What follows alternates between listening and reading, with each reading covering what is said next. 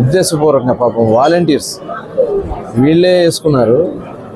వాలంటీర్స్నేమో మీకెందుకు మన ప్రభుత్వం వస్తుందని చెప్పి రాజీనామాలు చేయించారు. అందరితో రాజీనామాలు చేపిస్తే ఇవాళ వాళ్ళందరూ కూడా రోడ్డున పడిపోయారు. రోజు వస్తున్నారు, 100 మంది వచ్చి పొరపాటు అయిపోయిందండి, పొరపాటు అయింది. వాళ్ళ వల్ల వాళ్ళు నష్టపోయారు. ఇవాళ మరి ప్రభుత్వం కూడా ఒక నిర్ణయం తీసుకోవాల్సినటువంటి అవసరం ఉంది. దాని మీద పెన్షన్స్ కూడా ఇంటింటికి ఇవ్వాలని లక్ష్యంగా పెట్టుకున్నాం.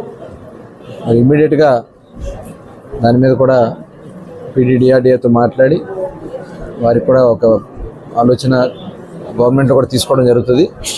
ఎవరైతే ఇవాళ సచివాలయ ఎంప్లాయీస్ ఉన్నారు లేకపోతే ముఖ్యమైనటువంటి అధికారులే స్వయంగా తీసుకెళ్లి ఇళ్ళకి ఇచ్చేలాగా చేయడానికి కూడా అన్ని చర్యలు కూడా తీసుకోవడం జరుగుతుంది.